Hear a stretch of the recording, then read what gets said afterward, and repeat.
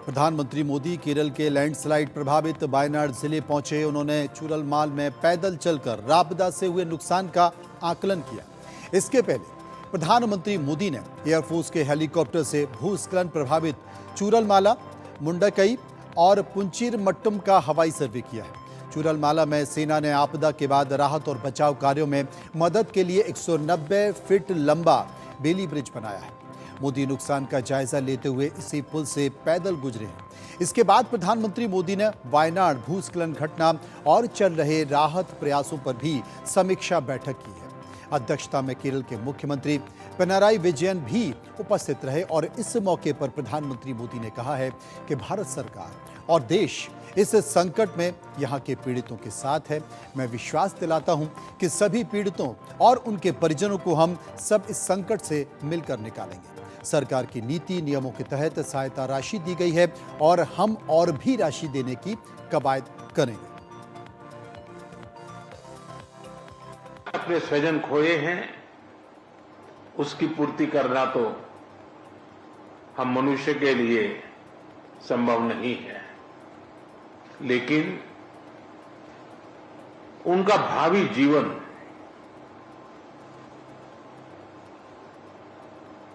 उनके सपने चूर चूर न हो जाए, ये हम सबका सामूहिक दायित्व है। और भारत सरकार और देश इस संकट की घड़ी में यहां के पीड़ितों के साथ है। सरकार को जो कल मैंने हमारे इंटरनल मिनिस्टर्स की जो कोऑर्डिनेशन की टीम थी उनको भी यहां भेजा था। वो कल माननीय मुख्यमंत्री जी से मिले थे, आपके अधिकारियों से मिले थे और वे भी सारे चीजों को देख करके गए हैं। और जैसा माननीय मुख्यमंत्री जी ने मुझे बताया है कि वो एक पूरा डिटेल में मेमोरेंडम भेजेंगे और मैं विश्वास दिलाता हूं इन परिजनों को भी कि वे अकेले नहीं हैं। इस दुख की घड़ी में चाहे राज्य सरकार हो, केंद्र सरकार हो या देश के जन जन नागरिक हो, हम सब उस संकट की घड़ी में उनके साथ हैं।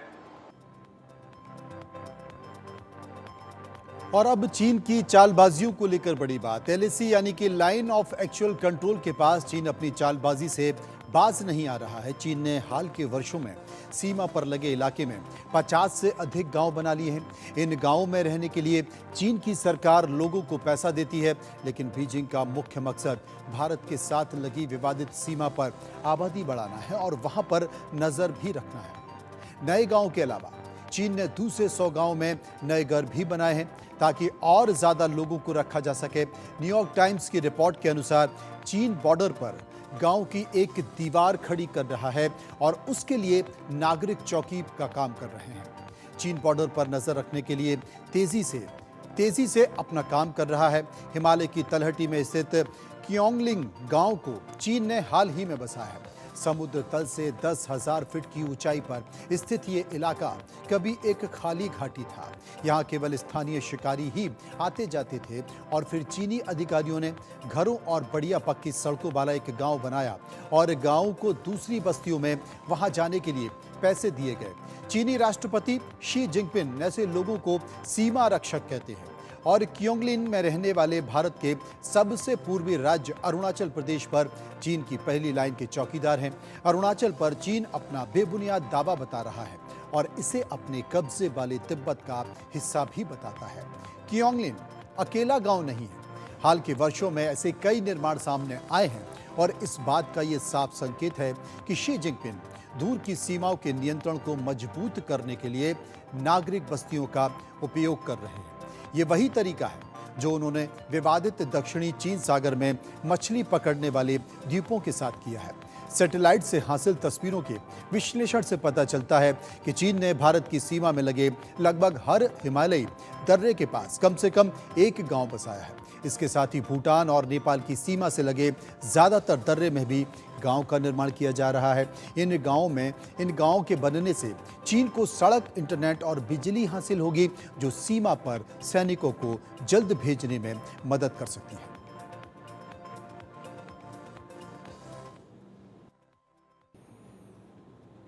और बात कर लेते हैं एक और बड़ी बात की। किसी इमारत की नींव और दीवारें ही उसे बचा कर रखती हैं। नैनीताल अगर इमारत है तो बलिया नाला उसकी नींव है। 3 तरह की पहाड़ियां उसकी दीवारें हैं। पहले सिर्फ बलिया नाला से भूस्खलन, धंसाव और खबरें आती थी। अब तो नैनीताल की दीवारों से भी लैंडस्लाइड हो रहा है। पहाड़ियां टूट रही हैं। किसी भी समय यहां पर बड़ी आपदा आ सकती है। नैनीताल खतरे में।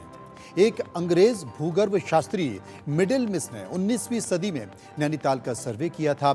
उसने ये कहा था कि अगर मुझे नैनीताल के संवेदनशील क्षेत्रों में चिन्हित करना पड़े तो ये तय है कि मुझे गालियों की बौछार झेलनी पड़ेगी, क्योंकि मिट्टी तब भी खिसक रही थी और अब भी खिसक रही है। तब समस्या कम थी, लेकिन अब ये बहुत ज्यादा हो गई है। नैनीताल 3 तरफ से पहाड़ियों से घिरी है और ऊपर मल्ली ताल की तरफ नैना पीक, एक तरफ आयरपाटा और दूसरी तरफ शेर का डांटा पहाड़ी है। नीचे तल्ली ताल की तरफ शहर की नींव बलिया नाला है। तब बलिया नाले के साथ साथ इन तीनों पहाड़ियों में भूस्खलन हो रहा है। यह नैनीताल के लिए अच्छा संकेत नहीं है। भूवैज्ञानिक बताते हैं कि नैनीताल की भार सहने की क्षमता अब खत्म हो चुकी है। अगर यहाँ किसी भी तरह का निर्माण पूरी तरह से नहीं रोका गया तो शहर धंस जाएगा। नैनीताल का बलिया नाला 5 दशकों से धंस रहा है। बलिया नाला क्षेत्र में 1972 से लगातार भूस्खलन हो रहा है। इसके बावजूद भी सरकारें इस क्षेत्र में हो रहे भूस्खलन या फिर खनन को रोकने में असफल रही है। बलिया नाला ही नैनीताल की बुनियाद है, जो सालों से धंस रहा है। आज एक वैज्ञानिक तरीके से इसका कोई इलाज नहीं किया गया है। अगर ये धंसा तो पूरा नैनीताल भी धंस जाएगा। भूस्खलन से अब कई घरों के बलिया नाले में समा चुके हैं। अब इस भूस्खलन को राजकीय इंटर कॉलेज तल्ली ताल की सीमा को भी छू लिया गया है।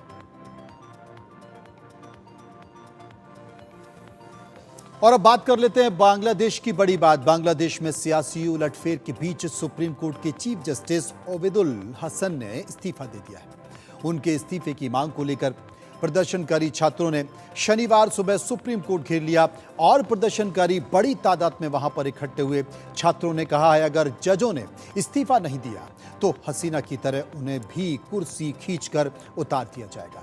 प्रदर्शनकारी छात्रों ने यह आरोप लगाए कि सुप्रीम कोर्ट के जज हसीना से मिले हुए थे। इन जजों ने अंतरिम सरकार से पूछे बिना ही शनिवार को पूरी कोर्ट में एक बैठक बुलाई। इस बैठक के चलते प्रदर्शनकारियों ने 1 घंटे के भीतर जजों से इस्तीफे की मांग की। बांग्लादेश में हसीना के इस्तीफे के बाद से ही हिंसा, लूटपाट, आगजनी की घटनाएं बढ़ गई। इनके खिलाफ शुक्रवार को हिंदू जागरण मंच की ओर से बाकायदा ढाका में प्रदर्शन भी किया जा रहा है। बांग्ला अखबार ढाका ट्रिब्यूनल के मुताबिक शाहबाग चौक पर हजारों लोग जमा हुए और हिंसा के खिलाफ आवाज उठाई है। उन्होंने हरे रामा हरे कृष्णा के नारे भी लगाए हैं। ढाका में प्रदर्शनकारियों ने कहा है कि दिनाजपुर में 4 हिंदू गांवों को जला दिया गया है। लोग बेसहारा हो गए हैं, छुप छुप कर रहने को मजबूर हैं। बांग्लादेश में शेख हसीना के देश छोड़ने के बाद से ही हिंदू समुदाय पर हमले बढ़ गए हैं और प्रदर्शन के दौरान हिंदू समुदाय ने अल्पसंख्यक मंत्रालय की स्थापना, अल्पसंख्यक संरक्षण आयोग का गठन की मांग की है। इसके अलावा प्रदर्शनकारियों ने अल्पसंख्यकों के खिलाफ हमलों को रोकने के लिए सख्त कानून बनाने और संसद में अल्पसंख्यकों के लिए 10% सीटें रखने की मांग की है। प्रदर्शनकारियों ने हिंसा से प्रभावित लोगों के लिए मुआवजा भी मांगा है। इसके अलावा तोड़े गए मंदिरों को फिर से बनाने के लिए भी मांग की है। प्रदर्शनकारियों ने कहा है कि वे इस देश में पैदा हुए हैं, ये उनके पूर्वजों की जमीन है, ये देश उनका भी उतना ही है, भले ही यहाँ उन्हें मार दिया जाए, फिर भी अपना जन्म स्थान बांग्लादेश वो नहीं छोड़ेंगे। अपना अधिकार पाने के लिए वो सड़कों पर रहेंगे। बांग्लादेश में हिंसा के बाद से ही हजारों बांग्लादेशी हिंदू भारत आने के लिए सीमा पर पहुंचे हुए हैं। उन्हें समझा बुझाकर वापस भेजा जा रहा है। हिंदू नागरिकों के खिलाफ हिंसा को लेकर शेख हसीना की आवामी लीग ने भी इसे चिंता जताई है। पार्टी की सोशल मीडिया पर लिखा है कि बांग्लादेश में 5 अगस्त से ही हिंदू अपने साथियों, संपत्तियों और मंदिर पर हमलों के विरोध में प्रदर्शन कर रहे हैं।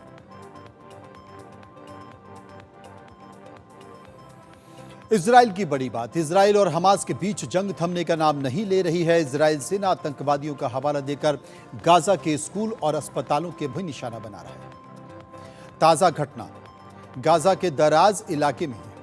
यहां पर इजरायली सेना ने एक स्कूल पर हमला किया। इसमें 100 से ज़्यादा लोग मारे गए हैं। अल जजीरा के मुताबिक मरने वालों में महिलाएं, बच्चे और बुजुर्ग भी शामिल हैं। इस स्कूल में कई लोगों ने शरण ले रखी थी। सुबह ही नमाज पढ़ने के दौरान ये हमला हुआ।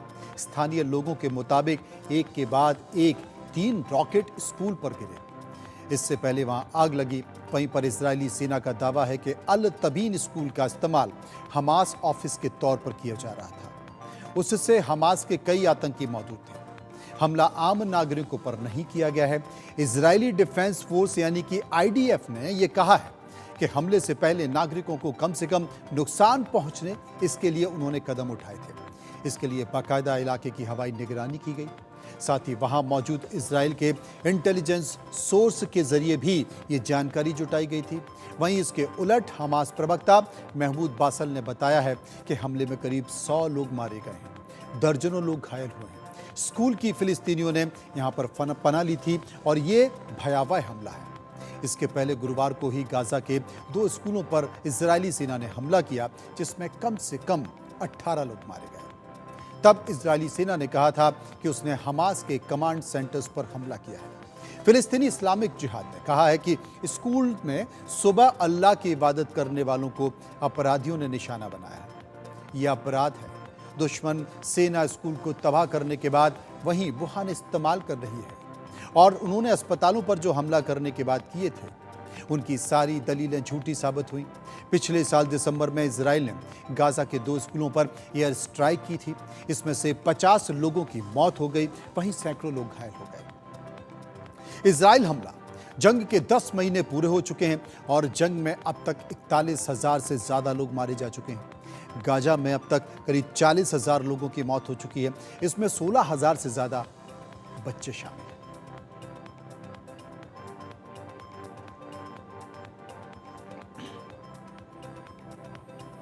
हमास से जुड़ी बड़ी बात। हमास चीफ इस्माइल हानिये की मौत के बाद से ईरान और इजराइल में तनाव बढ़ गया। इस बीच ईरान की इस्लामिक रिवोल्यूशनरी गार्ड कॉर्प्स यानी कि IRGC और राष्ट्रपति मसूद ने हमले के तरीके को लेकर सहमति नहीं बन पा रही है। मीडिया रिपोर्ट के मुताबिक ईरानी सेना इजराइल पर सीधा हमला करना चाहता है और IRGC राजधानी तेल अवीव और इजराइल के दूसरे शहरों में मिलिट्री बेस को निशाना बनाना चाहती है। वहीं ईरान के नए राष्ट्रपति पजेशिकियान मिडिल ईस्ट के दूसरे देश जैसे कि अजरबैजान और इराकी कुर्दिस्तान के मौजूद इजराइल के बेस और मुसाद के ठिकानों पर अटैक करना चाहता है। इसके अलावा पजेशिकियान ने लेबनान में संगठन हिजबुल्लाह को बेहतर हथियार देने और इजराइल पर हमले से उसे सपोर्ट करने का प्रस्ताव भी दे रखा है। दरअसल पजेशिकियान को डर है कि इजराइल पर सीधा हमला करने से इजराइल को उसका खामियाजा भुगतना पड़ेगा।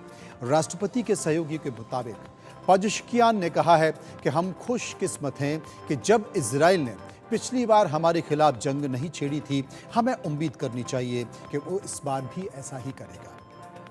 पजेशिकियान ने सहयोगियों ने मीडिया को बताया कि IRGC राष्ट्रपति को कमजोर दिखाने के लिए उनका विरोध कर रही है। दरअसल पजेशिकियान ने राष्ट्रपति चुनाव में सईद जलीली को हराकर जीत दर्ज की थी और जलीली को IRGC का समर्थन हासिल है। इजराइल पर हमला कैसे होगा, इसका आखिरी फैसला supreme leader Ayatollah Ali Khamenei करेंगे। IRGC ने कहा है कि supreme leader Ayatollah Ali Khamenei ने इजराइल को कड़ी सजा देने की बात कही है और हम उनके इस आदेश को जरूर पूरा करेंगे। 30 जुलाई को ईरान के राष्ट्रपति पजेशिकियान ने शपथ ग्रहण समारोह में शामिल होने से पहले हमास के पॉलिटिकल चीफ हानिये की मौत हो गई थी। वो IRGC के ही गेस्ट हाउस में ठहरा हुआ था। इसके पहले ईरान और इजराइल के बीच अप्रैल में तनाव हुआ। दरअसल हुआ ये कि 1 अप्रैल को इजराइल ने सीरिया में ईरान के दूतावास के पास हमला किया और इसमें एक टॉप कमांडर समेत कई अधिकारी मारे गए। इजराइल के इस कार्रवाई के जवाब में 12 दिन बाद 13 अप्रैल को ईरान ने इजराइल पर 300 मिसाइल्स और ड्रोन से अटैक किया। इस हमले के 6 दिन बाद इजराइल ने ईरान में एयर स्ट्राइक की थी।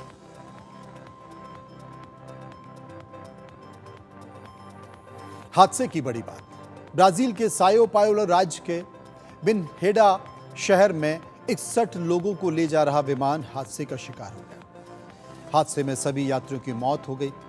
बोईपास एयरलाइन के पास। जी हां, बोईपास एयरलाइन ने कहा है कि साओ पाउलो के इंटरनेशनल एयरपोर्ट गबारुल होस के लिए रवाना हुआ। प्लेन क्रैश हो गया। इसमें 57 यात्री और 4 क्रू मेंबर थे। हादसा कैसे हुआ, फिलहाल इसकी असली वजह अब तक पता नहीं चल पाई है, लेकिन मीडिया रिपोर्ट के मुताबिक उड़ान ट्रैकिंग डेटा से पता चला है कि क्रैश से 1.5 मिनट पहले प्लेन ने ऊंचाई पर जाना छोड़ दिया था। स्थानीय समय के मुताबिक दोपहर 1:21 तक प्लेन 17,000 फीट की ऊंचाई पर उड़ रहा था और इसके बाद महज 10 सेकंड में लगभग 250 फीट नीचे गिरा। अगले 8 सेकंड में वो लगभग 400 फीट नीचे ऊपर चला गया और इसके 8 सेकंड बाद वो 2000 फीट नीचे पहुंचा और फिर लगभग ये तेजी से नीचे उतरने लगा। सिर्फ 1 मिनट में लगभग 17,000 फीट नीचे गिरा। कितना? 1 मिनट में 17,000 फीट नीचे ये प्लेन गिरा और इसमें आग लग गई। CNN ब्राजील की रिपोर्ट के मुताबिक सिविल सिक्योरिटी डिपार्टमेंट ने कहा है कि प्लेन रिहायशी इलाके में गिरा, लेकिन इस वजह से जमीन पर कोई हताहत नहीं हुआ। एक आवासीय घर को नुकसान जरूर पहुंचा है। विमान कॉक्सबेल के रवाना हुआ और साओ पाउलो के रास्ते में था। ब्राजील के समय के मुताबिक दोपहर 1:30 पर उसका सिग्नल गायब हो गया और एयरलाइन बोईपास ने कहा है कि अभी भी इस बात की पुष्टि नहीं हो पाई है कि यह हादसा आखिर हुआ कैसे। विनहेडो के पास बेलिनहोस अथॉरिटी के मुताबिक हादसे में कोई भी जिंदा नहीं बचा है। प्लेन क्रैश के पीड़ितों को बचाने के लिए सेना, पुलिस समेत 4 टीमों को तैनात किया गया है। ब्राजील के राष्ट्रपति लूला डी सिल्वा ने हादसे के बाद पीड़ितों के परिवारों के लिए संवेदना जताई।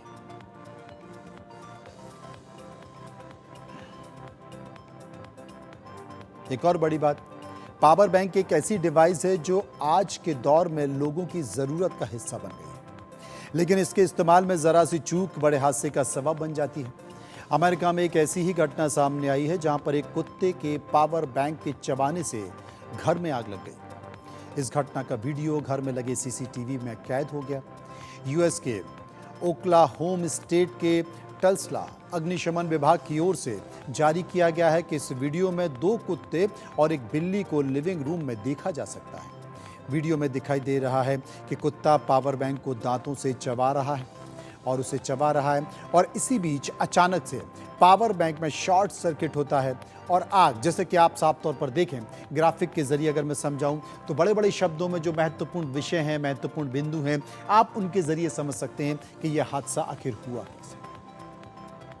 तो वो शॉर्ट सर्किट हो गया और आग लग जाती है जब कुत्ते चबा रहे होते हैं। लेकिन गनीमत ये रही कि लिविंग रूम से निकलने के लिए एक पैट दरवाजा था, जिससे कुत्ते और बिल्ली सुरक्षित बाहर निकल गए और सभी की जान बच गई। पावर बैंक में ब्लास्ट की पहले भी कई सारी घटनाएं हो चुकी हैं। साल 2021 में मध्य प्रदेश के उमरिया जिले में पावर बैंक में ब्लास्ट होने का एक और मामला सामने आया था, जहां मोबाइल फोन चार्ज करते वक्त पावर बैंक में ब्लास्ट हो गया था। एक धमाके में युवक की मौत भी हो गई थी। धमाका इतना तेज था कि घर के छप्पर के परखच्चे तक उड़ गए और दीवारें चटक गई थी। पावर बैंक को इसलिए बनाया गया ताकि बिजली ना होने पर इससे मोबाइल फ़ोन को चार्ज किया जा सके, गैजेट्स को चार्ज किया जा सके, लेकिन इसका इस्तेमाल करते समय बेहद सावधानी बरतने की ज़रूरत है, क्योंकि इसमें मोबाइल फ़ोन से 2 या 3 गुना ज़्यादा mAh यानी कि मिली एम्पियर घंटे की बैटरी होती है। आमतौर पर एक पावर बैंक में 10,000 mAh से लेकर 20,000 mAh तक की क्षमता होती है, जो एक 5,000 mAh के फ़ोन को 2 से 4 बार आसानी से फुल चार्ज कर सकता है। एक पोर्टेबल होता है, यानी इसे आप कैरी करना बहुत आसान होता है। पावर बैंक में लिथियम आयरन और लिथियम पॉलीमर की बैटरी का इस्तेमाल होता है, जो कि पूरी तरह से ज्वलनशील होती है। अब बड़ा सवाल यह है कि पावर बैंक आखिर क्यों फटते हैं। दरअसल ज़्यादातर power bank lithium ion battery में बने होते हैं। अत्यधिक गर्म होने या फिर दबाव पड़ने पर इसमें मौजूद सिक्योरिटी लेयर पिघल जाती है और इसमें शॉर्ट सर्किट या फिर ब्लास्ट हो सकता है। ओक्लाहोमा में पावर बैंक फटने की यही वजह थी। कुत्ते ने पावर बैंक को चबाने की कोशिश की और इसमें पावर बैंक पर ज़्यादा दबाव पड़ा और बैटरी में शॉर्ट सर्किट होने से यहाँ पर फिर आग लग गई। लेकिन अच्छी बात कि कोई हताहत नहीं हुआ। आइए बात कर लेते हैं एक और बड़ी बात की, और वो भारत से जुड़ी हुई है, यानी कि खेल से जुड़ी हुई है। 21 साल की उम्र में अमन सहरावत भारत के सबसे युवा ओलंपिक मेडलिस्ट बन गए। शुक्रवार को अमन ने पेरिस ओलंपिक में भारत को रेसलिंग का पहला मेडल दिलाया, और इसी के साथ अमन ने भारतीय रेसलर्स की उस विरासत को आगे बढ़ाया जिसकी नींव 1952 में केडी जाधव ने ब्रॉन्ज जीत कर रखी थी। भारतीय रेसलर्स ने लगातार 5वें ओलंपिक खेलों में ये मेडल जीता है। अमन ने ये जीत जोरदार अटैक और स्टेमिना से हासिल की है। उनका पॉइंट गंवाने के बाद अब अमन ने आक्रामक रुख अपनाया और विपक्षी को थकाया। फिर दूसरे राउंड में 7 अंक बटोरकर एक तरफा अंदाज में ब्रॉन्ज जीता। अमन ने फ्री स्टाइल में 57 किलो कैटेगरी में प्यूर्टो रिको के डेरियन ट्रोई क्रूज को 13-5 से हराया। ये आसान नहीं था। इस मैच से ठीक पहले उनका वजन 61 किलो से ज्यादा हो गया था, लेकिन अमन और उनके कोच ने महज 10 घंटे के अंदर 4.6 किलो वजन घटाया।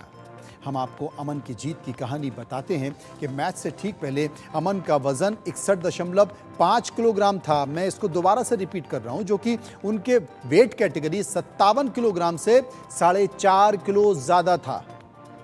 यहां सीनियर भारतीय कोच जगमंदर सिंह और वीरेंद्र दहिया के सामने ये सबसे बड़ी चुनौती थी कि सुबह के सबसे पहले वजन कैसे कम करें।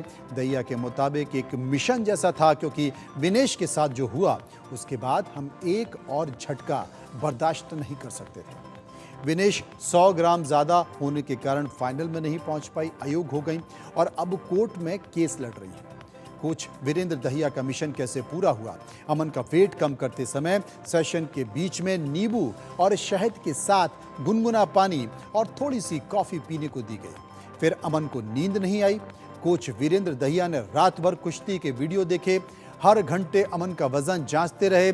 अमन ने यह मुकाबला अपने जोरदार अटैक, स्टेमिना और रणनीति से जीता है।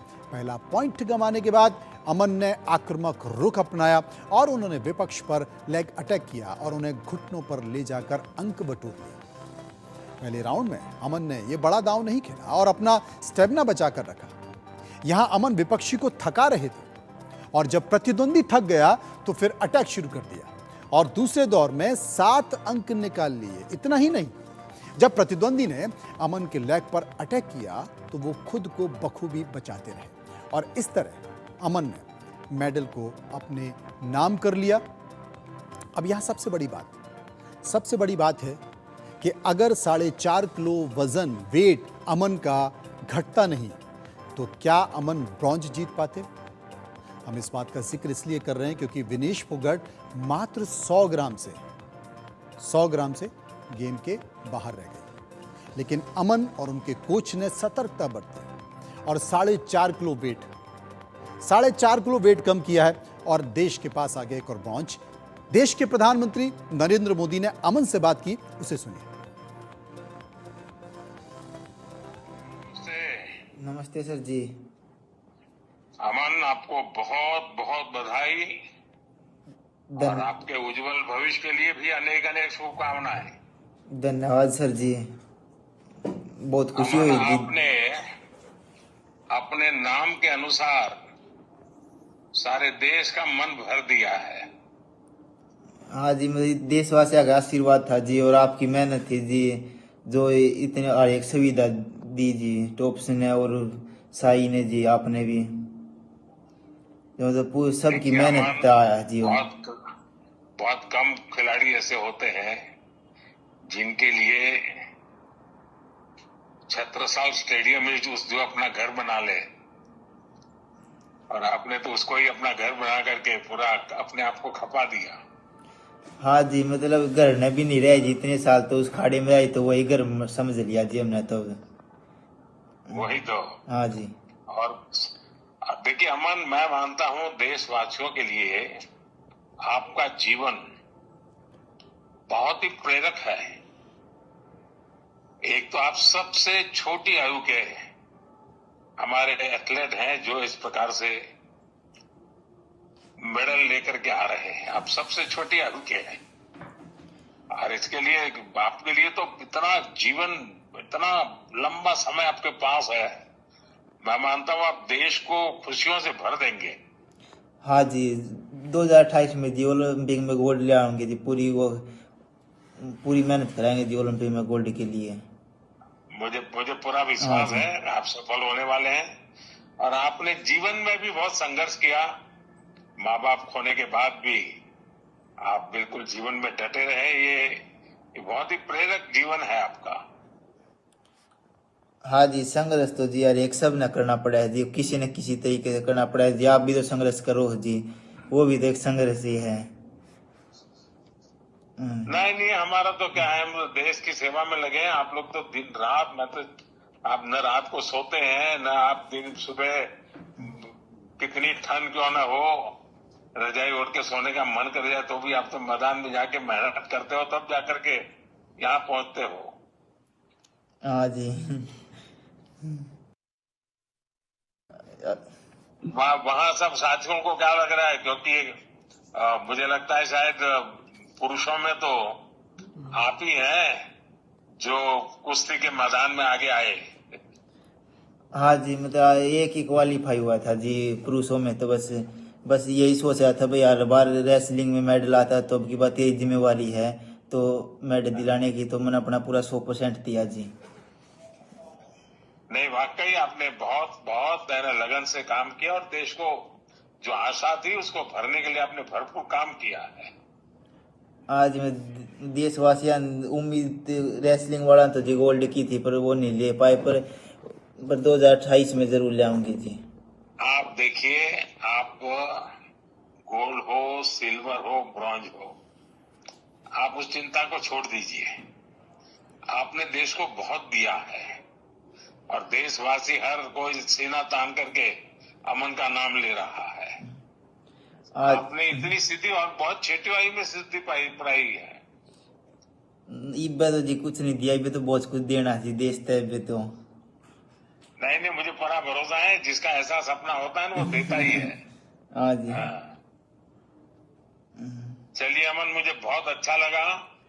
आपने देश का नाम रोशन किया है और आपका जीवन देश के नौजवानों के लिए बहुत बड़ी प्रेरणा बनेगा।